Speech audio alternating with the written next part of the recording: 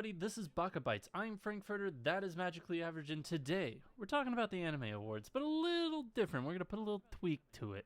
Today, we talked to ChatGTP, and we got its opinions on whether or not, just basically its thoughts on the Anime Awards. We ran through, and by we, I mean I did my own version, you did your version. We're using your version because you did not like my version. My version took into account nominations that could have been but weren't. So you gave it too much autonomy. I wrangled it in and only allowed it for whatever was nominated. You did the nitty gritty. Said, here are the nominations. Who do you think should win? It's the basics of testing, of doing experiments. You have to have a fucking control setting. I'm not saying it was wrong. I'm just saying it could have been either or. But we were going with your list because it is technically based off of the nominations, not what could have been. It's better. To be debatable. No.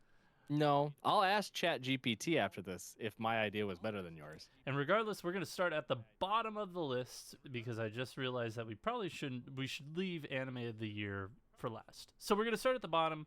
I don't believe this is every single category or all the main categories? I did all of the main categories. And before people freak out when we start reading through these, I will read to you the exact prompt I gave to ChatGPT. So originally, I had asked ChatGPT to give me their winners for the categories, and I gave them 4. I gave them Anime of the Year, Best New Series, Best Original, Best Continuing Series, and it basically just listed off who won at the Anime Awards. And I was like, no, ChatGPT. My exact response back was, I know who won, but I want your opinion on who you think should have won in each category. And it said, got it. Legit, this is where AI creeps me out. Yeah. Like the level of personability, like you could get very personal with it, and there's like a weird familiarity it can develop with you. It's very unsettling. But anyway, the response I got back from ChatGPT was, got it. You want a grounded, critical take based on industry standards, storytelling quality, animation, innovation, fan reception in Japan and globally, and artistic merit. Here's my judgment call for each category based on a mix of those elements. And it gave me the full list. I ended up going beyond the 4 original ones that I listed, and I included best animation, character design, and then the larger categories of romance, comedy, and action. Yes. And romance, action, isekai, drama, and slice of life. So a lot of the bigger categories, none of the voice acting, because that'd be too... I feel like it'd be a lot harder for it to decipher like who should win. That would just be basically just internet opinion, etc. Yeah, and then the openings and closings were hard because it would have likely have just chosen the most popular or listened to song, not taking consideration the actual sequence. So those would have been hard too. So we left out certain ones, and had it more limited to categories where there is a higher criteria that it's able to select the choices from, given everything that it listed, and with industry standards. With that, you can see on the screen we have Best Slice of Life. The ChatGTP's pick is Sound Euphonium Season 3. Their reasoning behind it was Kyoto Animation continues to portray adolescence with unmatched sensitivity and craft, emotionally nuanced, technically rich, and deeply resonant for both musicians and non-musicians. The animation subtly reflects character growth, a masterclass in slice of life storytelling.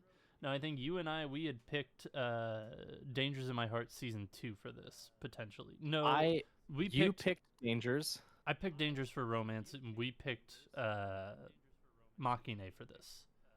Yes. That is what we did. My personal pick, though, was Mr. Villain's Day Off, which I went to at lengths in our previous episode when we recapped the Anime Awards, why I was just happy it got nominated. But yes, Machine was my pick for this one. Yes. Moving on, we got Best Drama next. ChatGTP went down our route and picked Pluto. Reasonings were a mature, thought-provoking adaptation of Naoki Urasawa's manga, itself based on Tezuka's work, tackles AI ethics, grief, identity, and war with haunting precision and noir stylization. critically acclaimed in Japan for elevating anime to serious science fiction drama. Now, part of me is just like, is AI picking this because it's about AI, or? Well, But you're getting into like iRobot style shit now. yeah, exactly. But no, I this was my pick as well. I thoroughly think that Pluto was completely overlooked. Just in general, not even at the awards. The awards is a Well, different story, but just in general, I feel like it was very overlooked.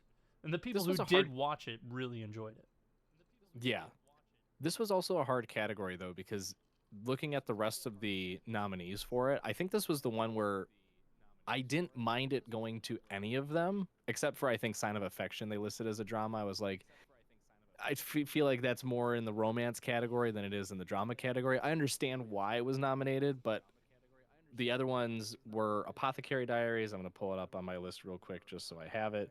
It was Apothecary Diaries, um,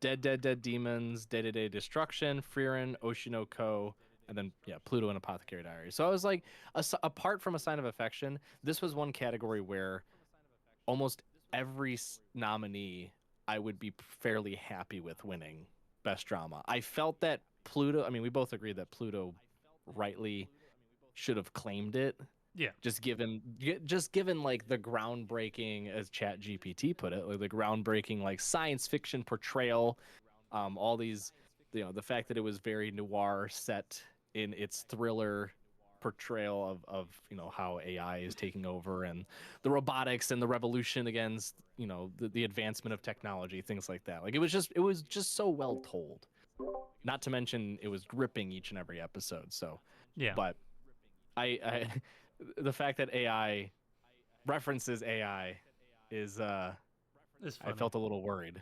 It was very concerning to me. I was like, "Don't take over my phone, please." Yeah, no, I thoroughly think that Pluto should have won. Again, criminally overlooked just in general, let alone at the awards. Probably Yeah. partially because there was no marketing behind it. Another part being it being on Netflix. So I don't know. It Yep. just kind of felt doomed from the start, despite the fact that it probably could have won a lot of awards here, let alone just drama. Um, Yeah. so Yeah. I think it missed out too, because if it were to be like in its advertisements, like from the mind of monster, Monster, yeah. right? People would have been like, "Oh, shit. Like I've read that or I've seen that. This must be great." Yep. But instead they were just like, No, "Oh, no. by the way, there's like some new anime or whatever." But, Yeah. who Moving cares? on to the next one, we have Best Isekai Anime. It picked Mushoku Tensei Jobless Reincarnation Season 2 Core 2, which about goddamn time it finally gets the respect put on its name. Uh, reason being, ChatGTP says, still the gold standard in isekai world building and character development, stunning background work, mature themes, and steady narrative progression. While controversial, its production value and ambition remain unmatched in the genre. 100%. I mean, again, we talked about it in last week's episode or whenever we crashed out over the anime awards. Father's Day will forever have a different meaning in my mind. Like, not different meaning, but like will forever stand out because of Father's Day last year and the episode Yeah. that came out. Like, it It's was incredible, but also holy shit.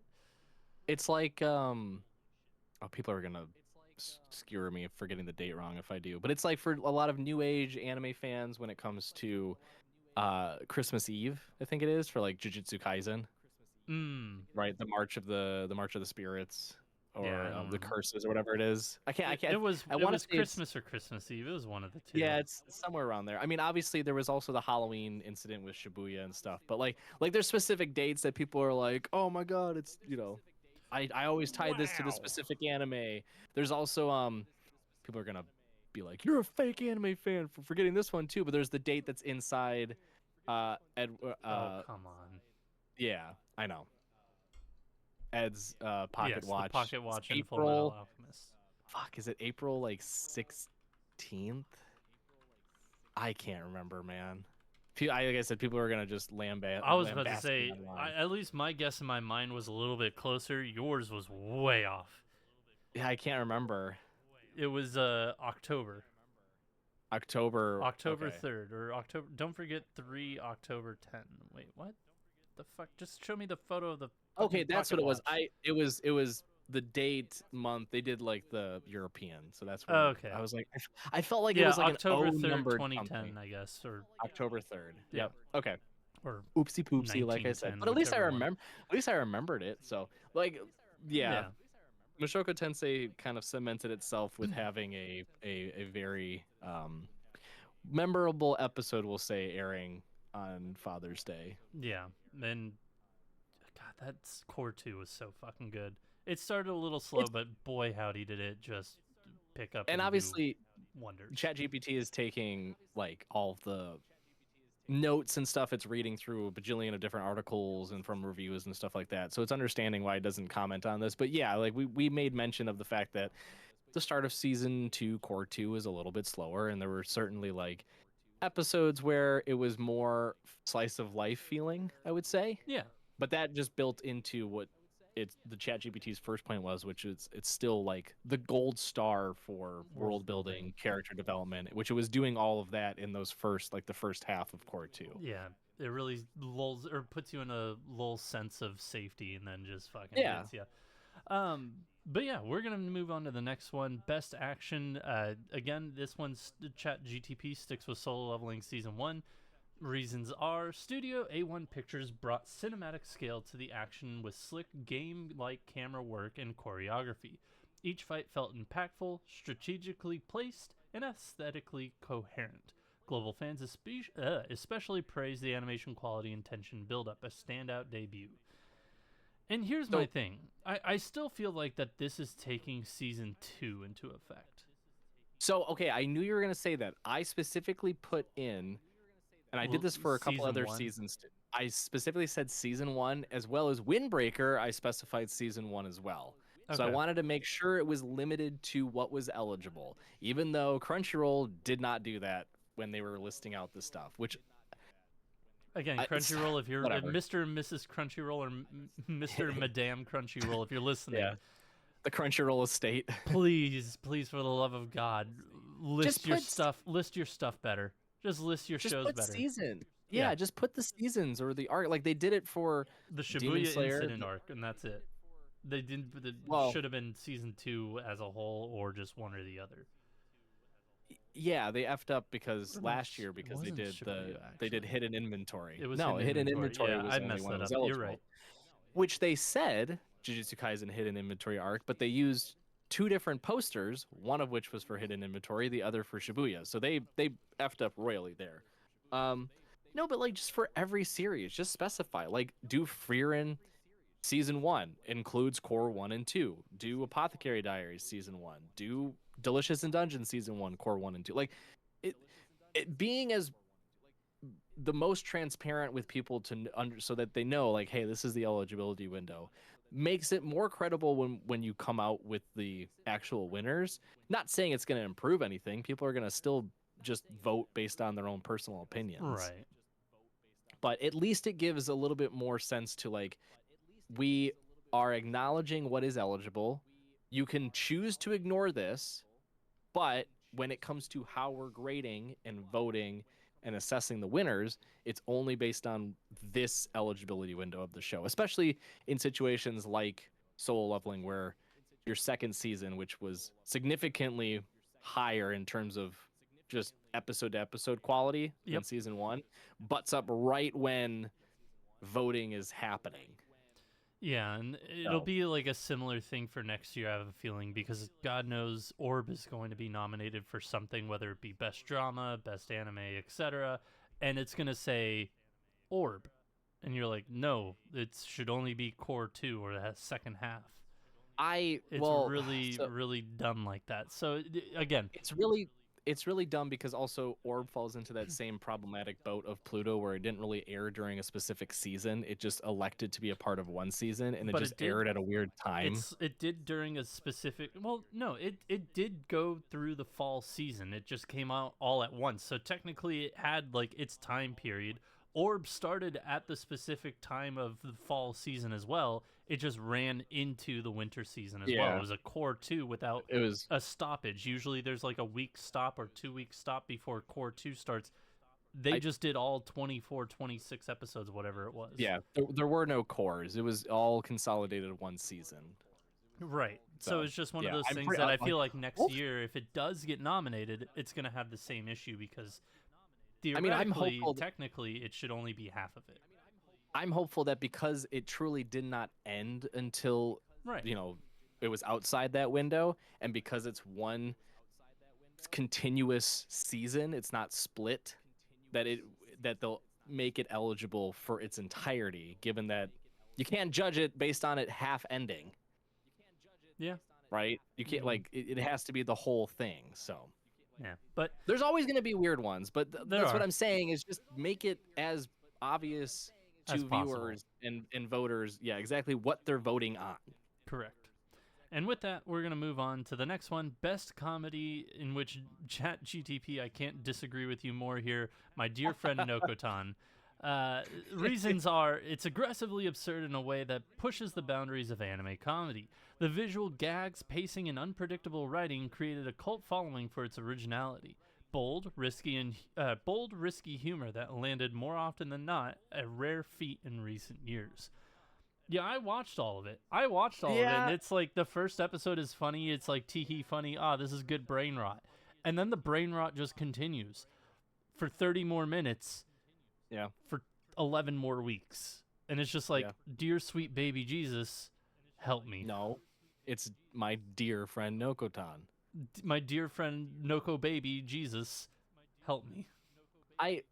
I like how it did its assessment, though, honestly, where it was like, it voted it based on the fact that it was, like, to quote it, pushing the boundaries and taking risks, right? It didn't say, like, oh, like, if it voted for Konosuba, it was like, oh, season 3 is just a continuation of Konosuba's elevated comedy standards, right? Or, God, Mashal for whatever it would have been. Mashal winning the comedy one, I'm just like, how does it? It's a training arc, and I've only ever seen 2 scenes from the training arc of note online, and none of it was funny. It was just like people being like, "This is intense battle scenes," and I'm like, I pray that you watch something better, because if you find this intense, then boy howdy, boy. But yeah, I mean, like, yes. I disagree with its winner, but I can't default it for how, like, its reasoning for why it thinks Nokotan should have won, because it's kind of hip with right the kids. In the sense. It's hip with the kids. Yeah, but it's like, I mean, to its credit, it was assessing it based on the fact that it's unconventional humor that goes beyond kind of what the standard type of humor is in anime these days, and it did kind of have a pseudo cult following with the intro song, the first episode scenes of just like her bashing through the classroom and like shrapnel going in slow mo. Like those things were reposted constantly. You couldn't scroll on any sort of social media feed like more than 2 posts without seeing something Nokotan, if you had, like, if anime's on your FYP, right? Yep. And then excuse me, episode 2 happened, and it's just like, oh no, I'm good. I got what I wanted out of episode 1. It's fine. Yeah. So, moving on. Next one, we have Best Romance. ChatGTP picks A Sign of Affection, which honestly, this is probably one of the only ones that I feel like I did not watch for Best Romance.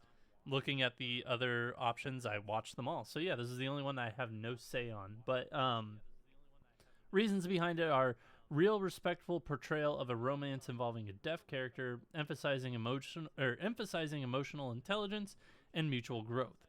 Gentle pacing and tender animation serve the romance beautifully.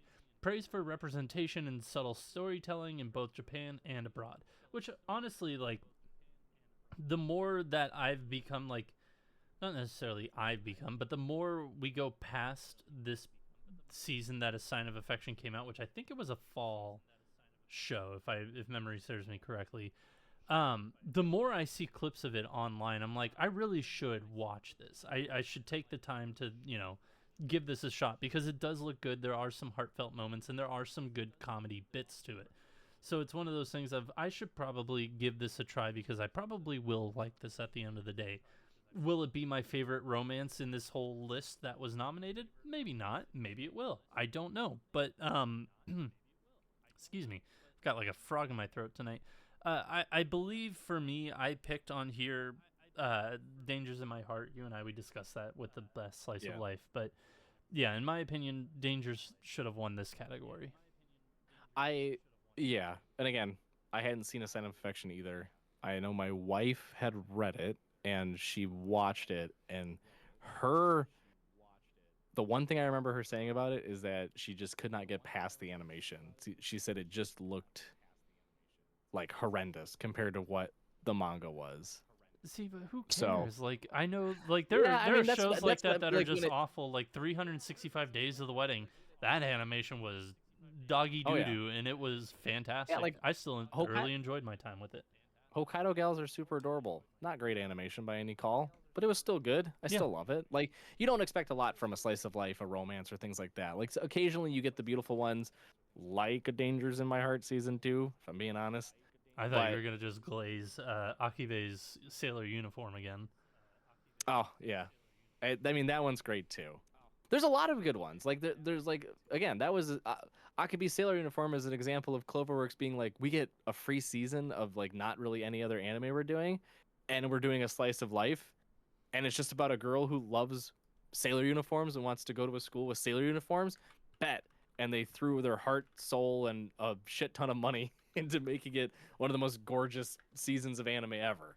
Right? You get those, but those are, a once in a blue moon, diamond in the rough type of anime for this genre. So I don't really look too much for it, but I can't. Again, this is another situation where ChatGPT's assessment of the anime, like I can't disagree with it, is one of the very few that show a, we'll say, less portrayed type of relationship or Yeah, friendship, however you want to right. And describe it as. I feel like there's only one other, like, thinking broadly, just like of other series of this kind of nature. I mean, you did have the movie A Silent Voice, but other than that, there's only one real series that I can think of, and I don't know if I don't believe it's gotten an anime adaptation, but it's called A Perfect World. And that's like the only other, like, piece of Japanese media, like manga, anime, etc., that I can think of that did have like a representation of some sort of like handicap, whether it be deaf or in like A Perfect World where the main guy is in a wheelchair. I was gonna say, I think, a perfect world. There's the flip one, where I think it's Josie the tiger, the fish. I want to Oh say yeah. where she's in a wheelchair. She's handicapable. So yeah, I mean, but again, those are examples of like few and far between where you really don't see those types of relationships with characters that are, handicapable or just there's not a lot of portrayal Right. of those types of characters in anime. So it's nice to see. Yep. So The movie, I by the way, is Josie the Tiger and the Fish. okay, I was right. I forgot the and. Excuse me. You're welcome. Turd. Moving on to the next one, we have Best Character Design. This one, I think you and I would both kind of semi disagree with this, just kind of at a basic level. Apothecary Diaries. Again, I don't think that there's anything bad with this pick. I just think that, I mean, to be fair, you kind of changed my mind when we talked about it last week. Delicious in Dungeon just has way too much going for it to lose out on this category. But ChatGTP's reasoning for why they picked Apothecary Diaries: every character reflects their reflects their station, culture, and personality with remarkable detail. The mix of Chinese imperial influence and unique anime style creates a fresh visual identity. Designs are elegant without being over stylized, which enhances immersion in its historical setting. Before we get in trouble, ChatGPT was not aware of the disclaimer at the beginning of the episodes of the Apothecary Diaries that this is set in a unknown time Fictional. and unknown place with Yeah. fictional characters and fictional references. So it mentioning the Chinese imperial state. Please note that is ChatGPT. That's not us. Albeit everyone can kind of connect the Surmise. dots. Yeah. Yeah. No, I get where ChatGTP is coming from, but I still think it's wrong. I think that this was So a Delicious in Dungeon snub here. I As much as so I like yes. Dan to Dan, which was the official winner, like, again, I think D&D should The, have won.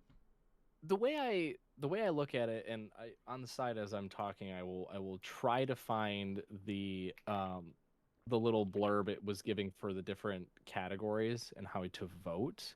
Let me see if I can pull it up real quick. But like the way I view character design is I like to look at like uniqueness of characters, right? Like I want to understand the environment and where they're at more, and a lot of that comes through the characters themselves. And I feel like with like Don, it's two, albeit very bubbly in a different way, types of characters, but they're just like students at a school, Yeah. right?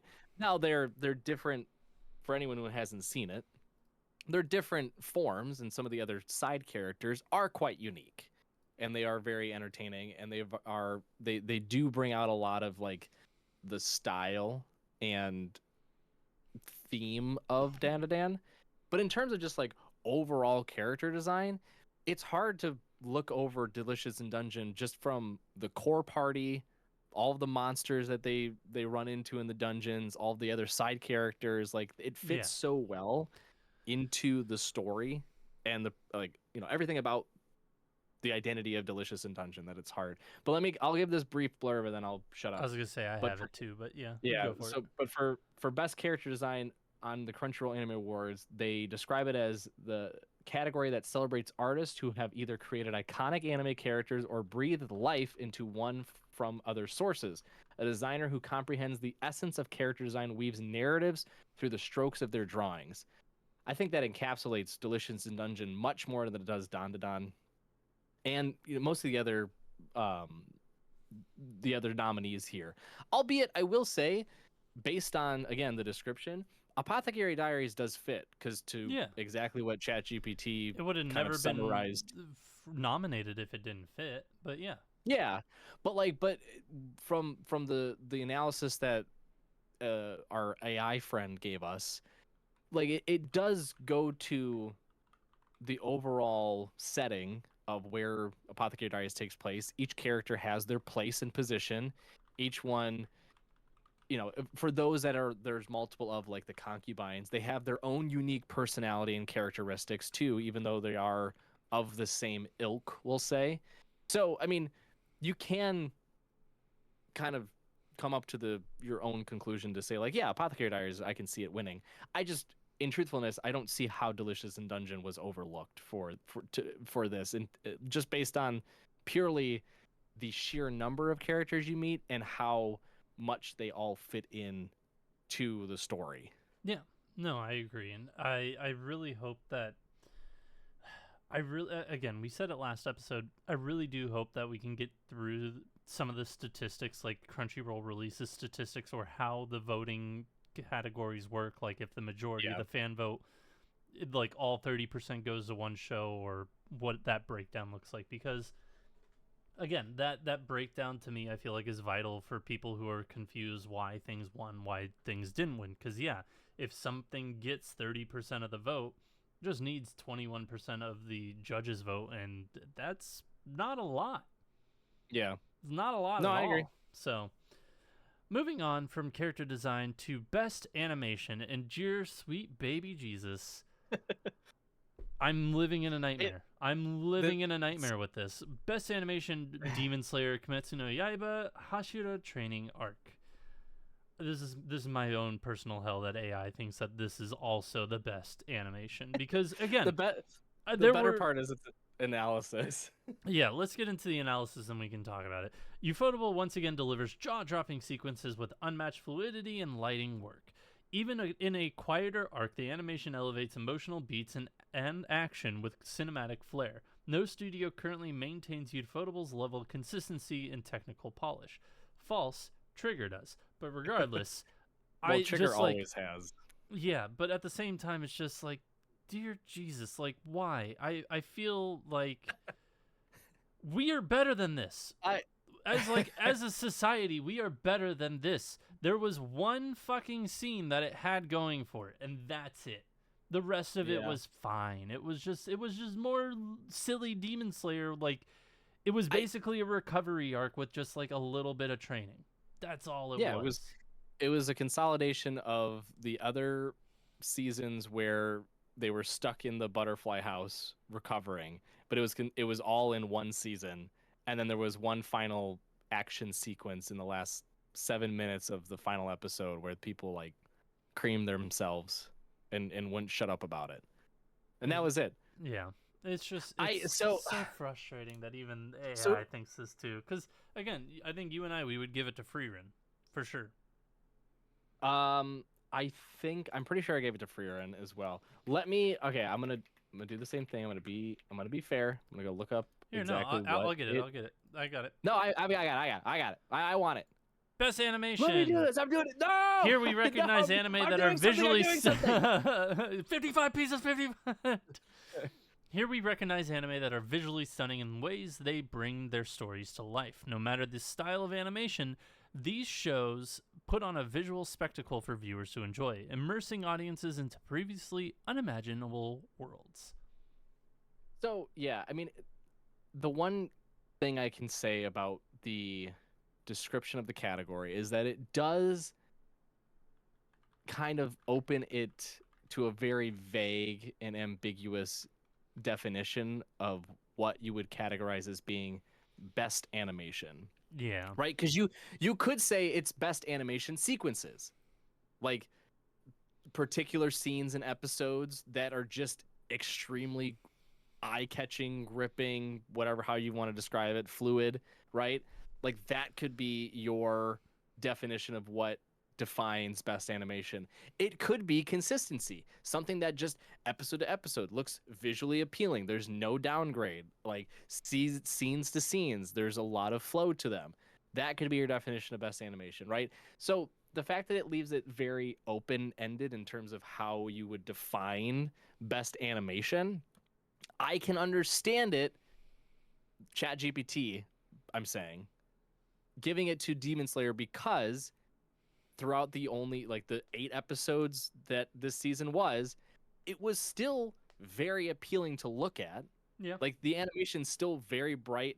I think it made it made a mention of the lighting, right? Mm-hmm. It says the animation elevates emotional beats and action with cinematic flair, with jaw-dropping sequences and unmatched fluidity and lighting work. Like it is true, albeit it didn't come in the form of what you're used to with Demon Slayer, which is heavy action sequence and fighting scenes, right? Like that's what we attribute to Demon Slayer too. This was like the slice of life camping episode, basically, for camping season for Demon Slayer. Yeah, this season we got, instead of moonlighting, we got sunlighting because it was just training.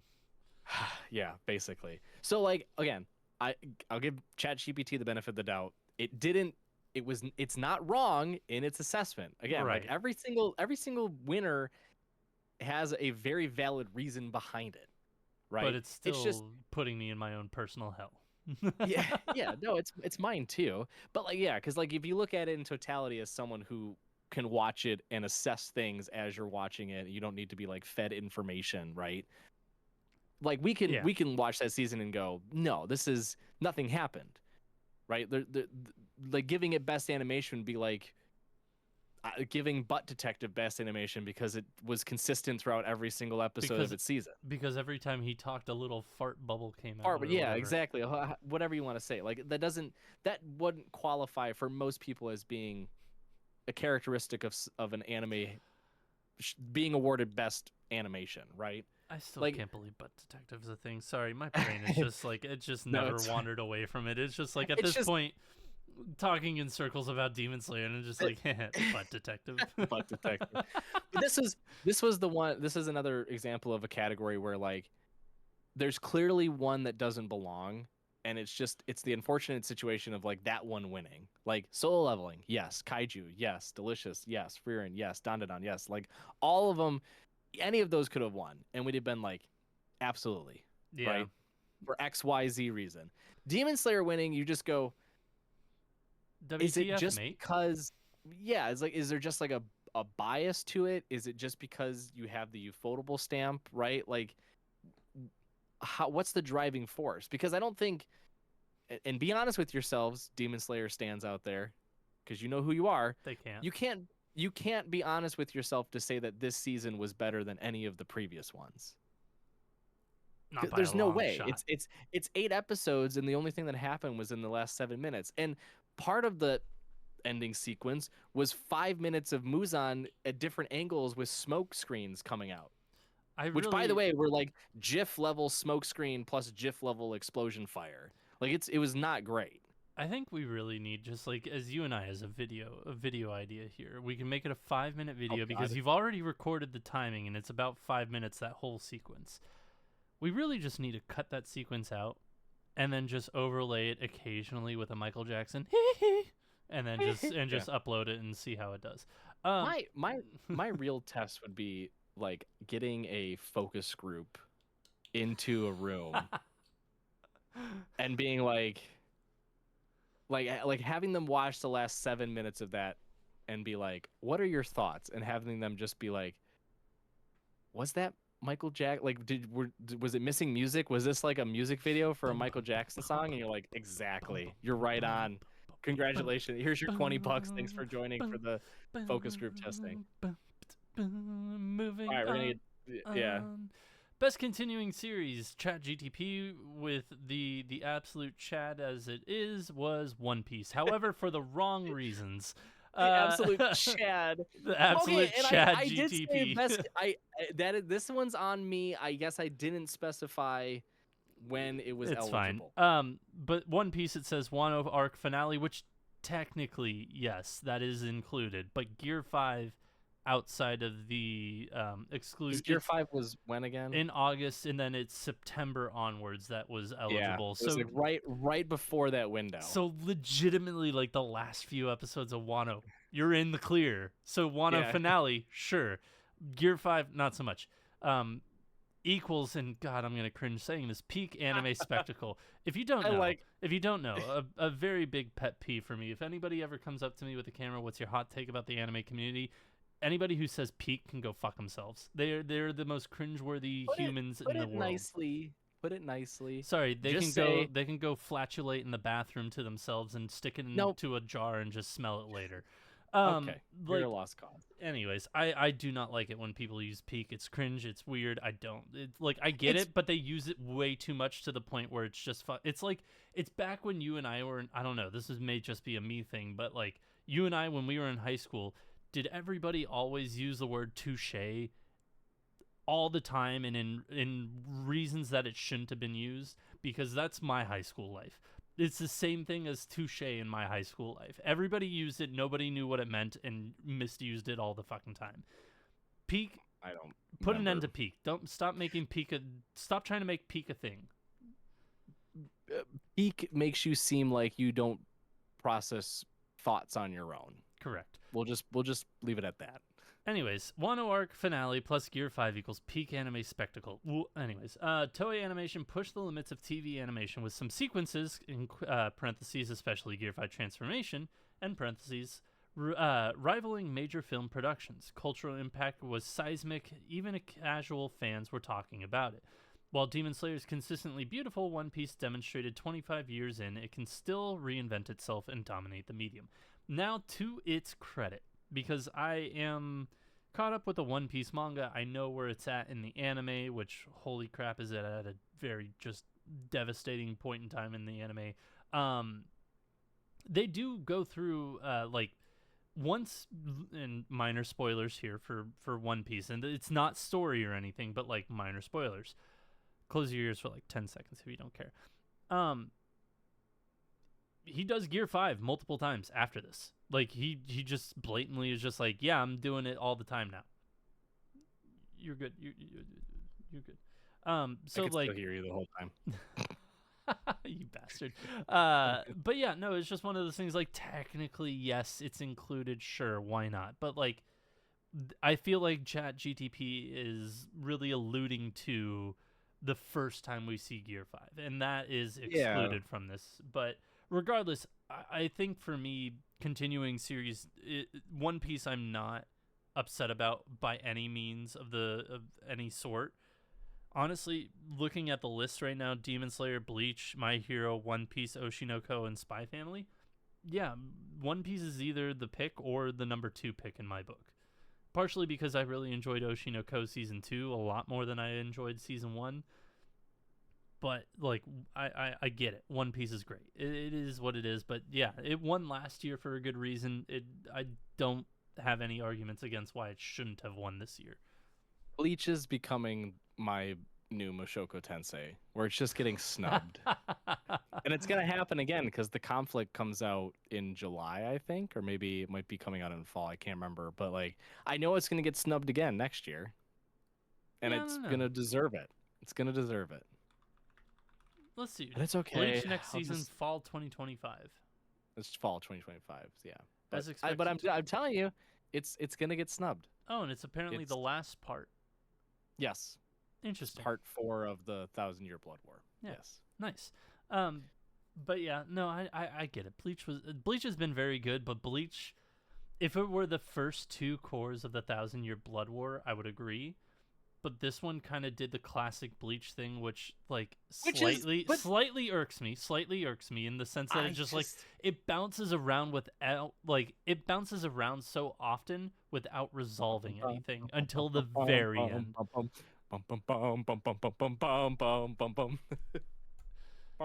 Freak out. Okay. Anyways, I like that. No. moving on. Best original anime. This is our pick for what should have won. And ChatGTP here is at it again with Jellyfish Can't Swim in the Night. Reason being, and I love this, it's not the flashiest. Yeah. Love that off the start. Like, It's not wrong. It's not.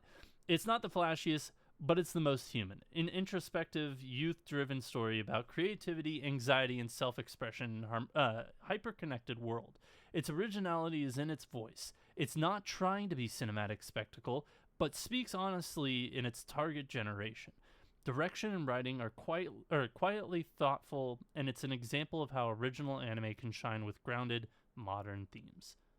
This was by and far the best reasoning summary of any why of them. Jellyfish Can't Swim in the Night like should have won. In general, ChatGTP's like analytics of all of these, it's probably the best one.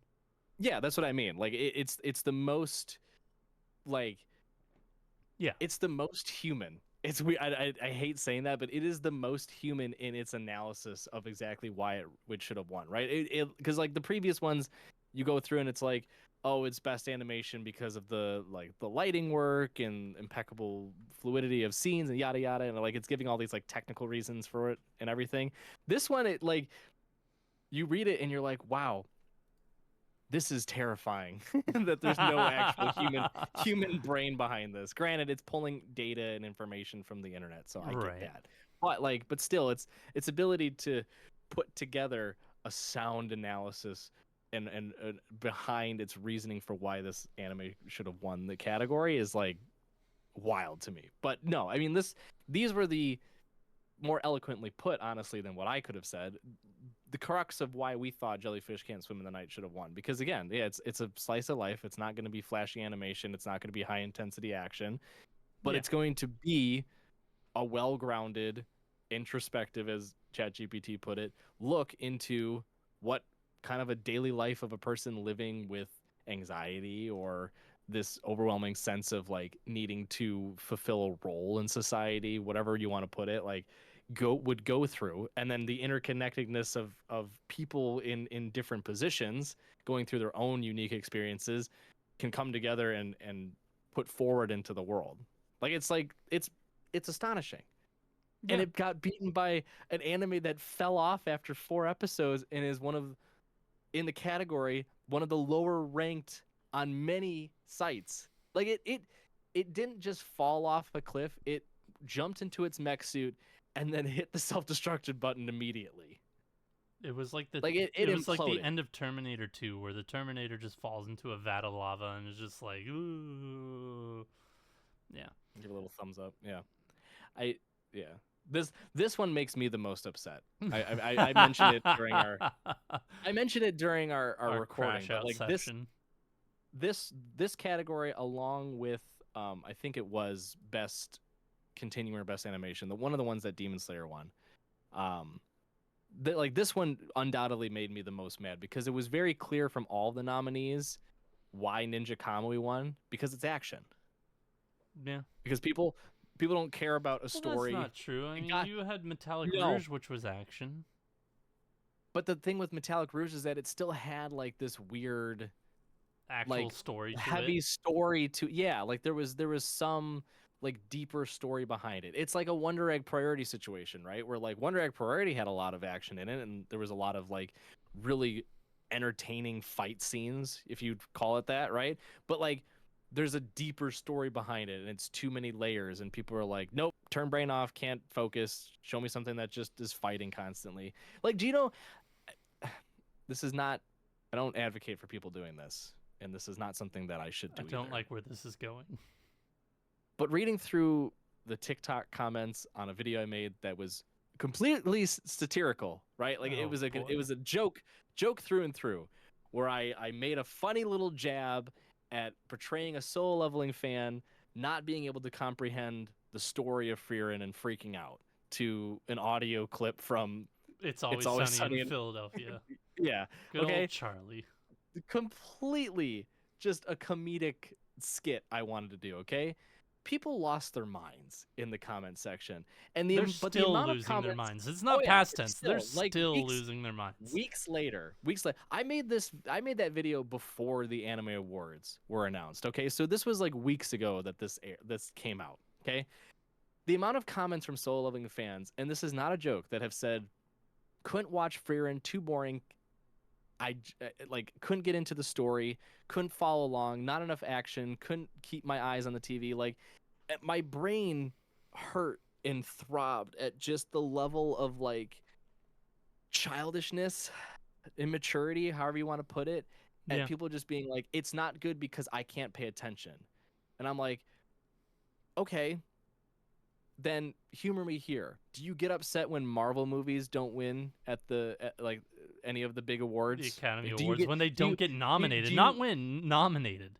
They yeah, don't even they get don't even get nominated. nominated. They get Yeah. nominated for Do like you, best costumes and best makeup and best effects. That's it. do you get enraged when like an avant-garde type film or something with like an emotional tale like wins their respective categories? Like, does it throw you into a fit of just pure anger at this? No. Well, you sure are showing it at this level of immaturity here in the same exact manner. It's like, I couldn't watch this because I couldn't into the story. Well, that doesn't mean it shouldn't deserve to win. Yeah. It's the same way if you said like, oh, I thought fucking I don't know, I can't even think of an action movie. I don't go to the movie theaters anymore. But like Mission when the Impossible. whale, there you go. Sure, let's pretend like Mission Impossible and the Whale came out at the same time. Or better yet, Fast and Furious, because I know you crayon-eating bitches out there love Fast and Furious. It's not. Let's say It's family. It's all about family. Family. let's say Fast and Furious was up against the Whale in some random category. Who knows? And the Whale won, and you're like, I couldn't watch that shit. That is too boring. It's I like, know but it Brandon doesn't. Fraser isn't that fat. You're so right. It was completely unrealistic. He's not that large. Like it's the same. It's the same mentality of like, just because you didn't watch it or just because you didn't like it doesn't mean it doesn't deserve that accolade. It's not the Crunchyroll Anime Awards, and I said this in the last episode, and it is slowly coming true. We're at a fork in the road, Crunchyroll estate, Mr. and Mrs. Crunchyroll. Mr. and Madame Crunchyroll.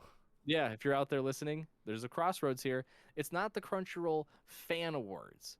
If it were the Fan Awards, I'm all for you going online and saying solo leveling is the best. Cool. That's the perfect place for you to do it because it's the Fan Awards. But it's not. It's the Anime Awards, implying that there's a judge level criteria that the voting takes place on. Okay? So just because you don't like it or you have very strong but stupid thoughts about something doesn't mean that anime doesn't deserve an award. Okay? Yep. This Jellyfish Can't Swim in the Night fits this bill perfectly because it by all means deserved that category. I'm glad we circled back to Jellyfish because we were Oh yeah, way off. I was in a circle back. Don't worry. But like Jellyfish outshone Ninja Kamui on every single level. Every single bullet point you can put down for what you would want in an original anime, and you can go as fine as just animation. I thought it was beautifully stunning, right? I put it in a similar category to Call of the Night, where they were able to capture really unique details in a city setting in different times of night, right? Where they're like performing their concerts in like a busy square. They make it look really kind of dirty and grimy in certain areas, which is what you would imagine kind of performing in the streets in that area would be like, right? It's not going to look pristine and beautiful all the time, Yeah. right? Just like how Call of the Night was able to capture the this really unique setting of nighttime life where like the sky was like this really deep purple with mixes of like red and yellow at times, and it like made it feel like daytime even though it was 3 in the morning and you're adventuring around, right? It's that level of animation and atmospheric like setting that made it just feel like a you were there, you were with them going on and doing all their different mini concerts and such. But like, I'm gonna cut you off. We've spent entirely way yeah, too I much know. time I here. just this one I just had this one made me I know, so Bubba. upset. I know, Bubba. It's okay. It's okay, Bubba. It's not. Side It's not. note. They gave it to a mecha anime that people didn't realize was mecha until halfway through, and they went, "What the fuck is this?" Side And note. then stopped watching it. Talking about good movies. I do want to see The Phoenician Scheme by Wes Anderson come out this Oh, week. Wes Anderson films are always great. I love Wes Fantastic. Anderson films. But anyways, we are moving on to best new series. ChatGTP picks Delicious in Dungeon. Delicious in Dungeon blends culinary joy with dark fantasy and world building in a way that feels fresh and inviting. Sorry, I almost said a word doesn't exist. Studio. Oh God. Studio Trigger. Oh. I know. I'm sorry, little guy. I'm sorry. Yeah, smoked that little. He's just like, I salmon roll. could feel less about it. Studio Trigger adapted it with surprising restraint and polish, respecting the manga's tone while enhancing key scenes. It's a slow burn but richly layered, and has the potential to become a defining series as it continues. Among the new series, it feels the most creatively singular. 100% agree. Like this one, honestly, I feel like could have gone to essentially any of them that came out other than Solo Leveling, because like for all intents and purposes, Solo Leveling is a good series, and as it goes along, it does get a little bit better. I will say the very ending of it is a bit convoluted, and you can kind of a toss up if you like the ending or not. Great, whatever. But like I do think that bar for bar, band for band, Delicious in Dungeon is up there with all the nominees here. And it's one of my favorite mangas. I have all 14 volumes up here just sitting there. Like, I've read them all. The series as a whole, once it is completely finished, which I think, Trigger is working on, question mark. I want to say they are. Like, it's going to be great. The ending is actually like they stick the ending in my opinion. Like I'm excited to see the end of this series because it will be just another double core season before it ends. If I remember correctly, that is. But yeah, no, like again, I think best new series Delicious in Dungeon, you can do worse, and the Crunchyroll Awards did worse. Not to say that Solo Leveling's bad. It's just it's not nearly as season 1 was not nearly as good as any of the other shows that came out. I think the last bullet from ChatGPT is what like solidifies it for me. That among the new series, it feels the most creatively singular. Yeah, and I like wholeheartedly agree. And again, like when I look at new series, that's kind of what I try to identify, right?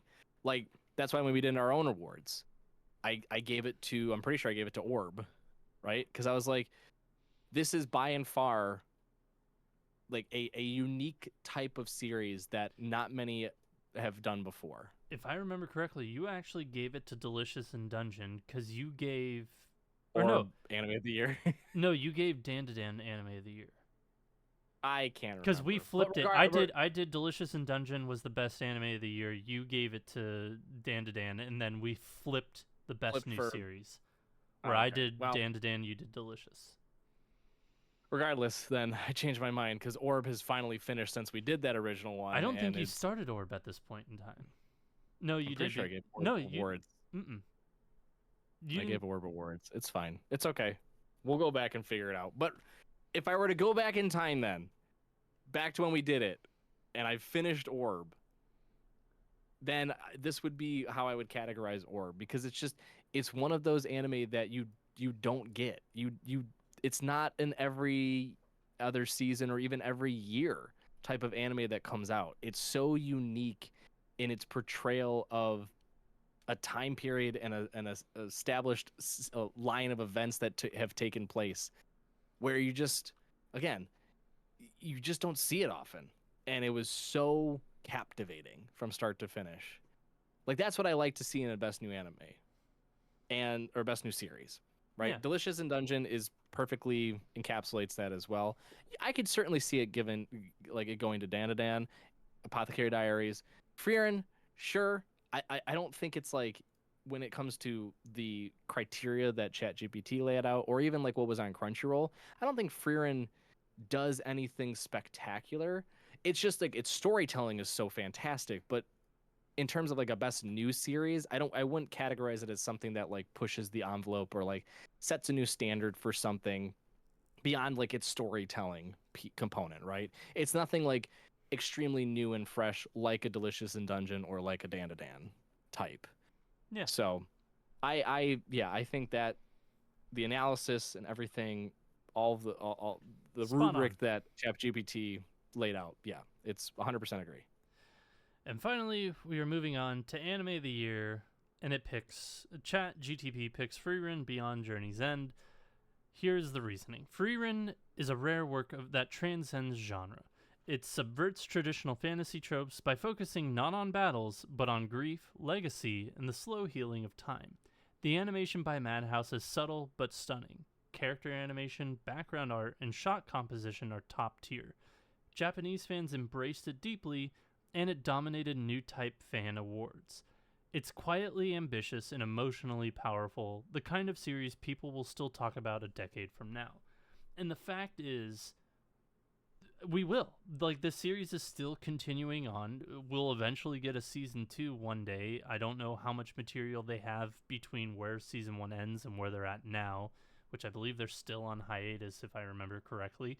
Like, we are going to get more of this series, and it's going to be probably just as good because, the journey has not ended. But yeah, I would agree with this assessment. Frieren definitely is the best anime of the year. I think the way we had done it in our award show is that because, again, Crunchyroll did it a little differently this year. It was fall 2023 to fall 2024 instead of winter to fall. Frieren was included, all of Frieren was included in this year's awards. For us, it was just half, and it was the second core, and that's the reason neither of us picked it, because it is a slightly worse core than the first. It's not I wouldn't say worse. It's not as strong. I guess that's the definition of worse. It's like it's a tournament. It's a tournament arc it's a tournament. type, right? Yeah, For a portion of it. So for a bit of it. But yeah, no, I think that as a whole, though, yes, Frieren as a whole definitely deserves this award because it is absolutely incredible. And to that standard, it still holds the number one spot on Mal, which it has dethroned Full Metal Alchemist Brotherhood and has stayed there. It's actually, in fact, a point like 10 marks higher. above Yeah. Full Metal Alchemist, which is insane to think about because Full Metal Alchemist bros love to downvote whatever's at the top, and this just has stood the test of time. Once because I actually watched a video about all the different anime that were at the top spot before Brotherhood. Right. And there was a significant amount, but like once Brotherhood held the spot, any anime that surpassed it was there for like the blink of an eye. Yeah. Right. Kaguya-sama season 3 was there for like the hottest of seconds, then it was gone. It was there for a couple weeks. Oshinoko was there for a week because episode 2 tanked it. Yeah, then it was gone, right? So, the fact that Frieren's topped the list, and people will say like, oh, it's just Mal or whatever. Like, yeah, granted, understand, right?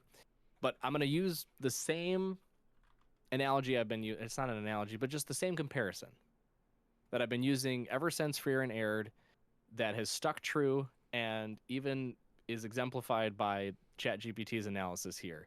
And that's to say that Frieren is the anime version of The Hobbit. And The Hobbit came out, I don't even know, 70 years ago, I think. Look it up. I want to say it was roughly in the late 1940s, early 1950s from J.R.R. Tolkien. So, like, the fact that The Hobbit has lasted as long as it has, and it's a book about a young hobbit that goes on an adventure for the first time and travels outside the Shire.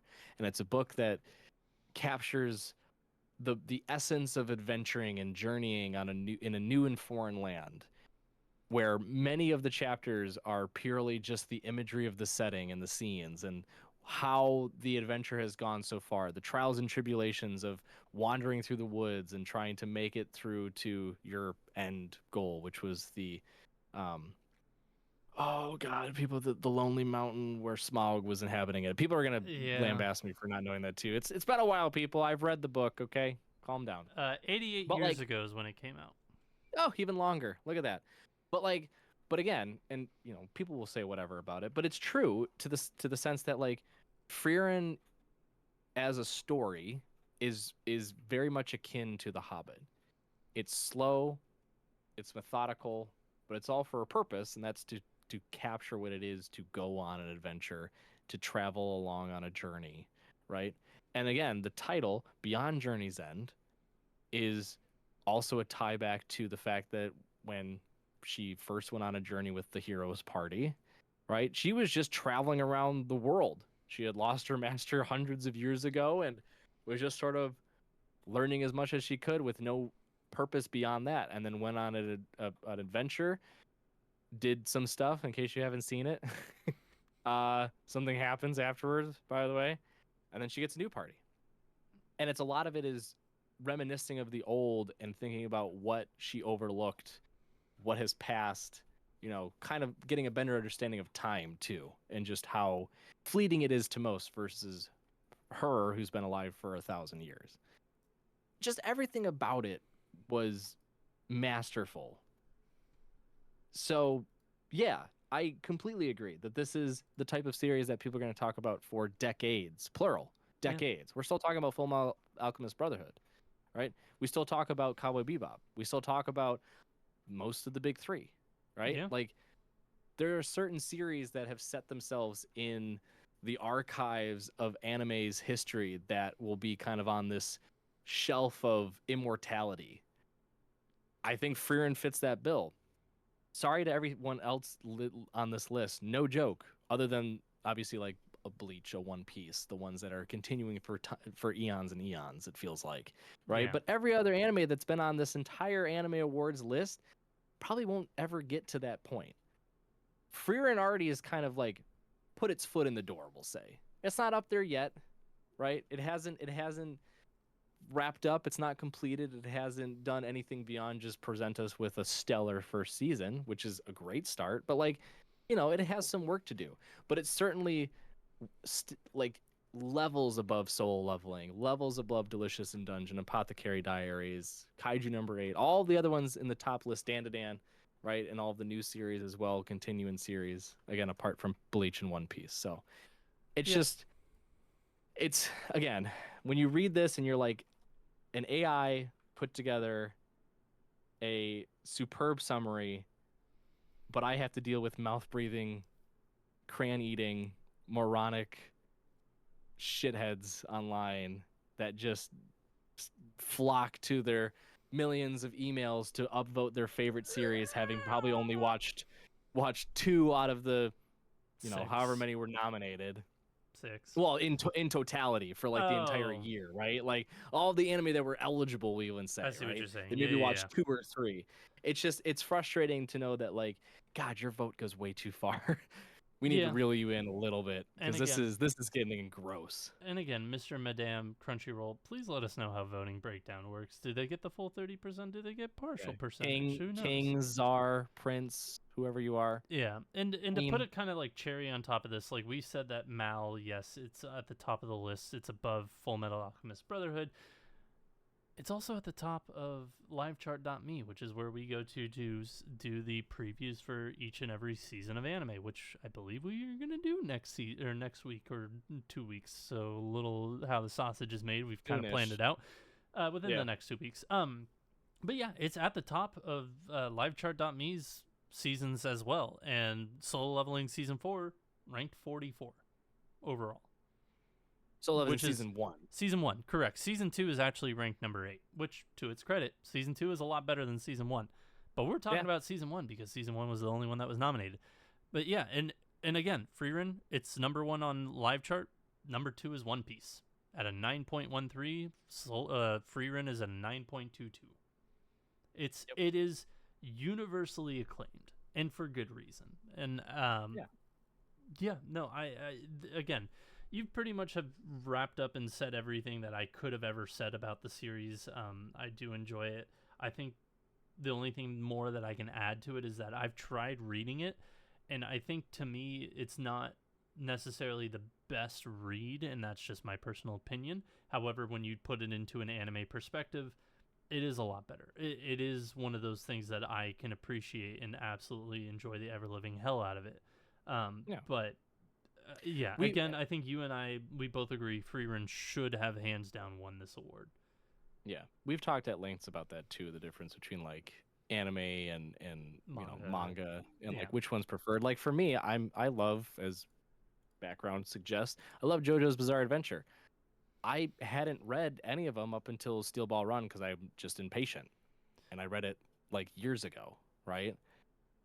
And I think as much as I enjoyed reading it, it made me that much more excited to see it animated, because that's what I love about JoJo's, just like how it's able to portray the characters, the outrageous scenes, the stands, everything like that, right? You don't get a lot of that feeling on paper as much as you do on the screen. So I can agree with that, with the take on Frieren, because I had read the first volume and I'm like, it's fun, it's good. Again, reminiscent of The Hobbit. It's just slow, and it would take its time. Right. But seeing it animated, seeing how the story is told through its animation, music, having the background animation, the full ensemble of it just makes it a worlds of difference. Agreed, 100%. And you all there watching make a world of difference to us. We greatly appreciate you watching our episode this week. If you made it this far, thank you so much. If you didn't make it this far, you're not listening to me, so fuck you. And we thank ChatGPT. Thank you, ChatGTP, since we know you are listening. No, you creeper. I welcome our robot overlords, as Ken Jennings once said on Jeopardy. But thank you so much for joining us this week. We greatly appreciate any and all support. We also do appreciate feedback. So if you like this episode, please let us know about it. Please let us know what your picks are. If you agreed with ChatGTP's opinions about these shows. If you didn't, yes, no, whatever, you can let us know. But if you also want to let us know, you can follow our links to our socials on pretty much any social you can think of, Bakacopodcast. You'll find links to all the other socials there, including our Discord, which you can come pester us in person about it, because God knows we don't get pestered enough about it via some TikTok videos. But again, and on TikTok, we are posting as best we can every day. During the weekdays, we are two busy boys and full-time jobs and all that. But we will have a big announcement coming either late this week or early next week, so please be on the lookout for that. But until next time, everybody, Spark Triumph. We'll see you then.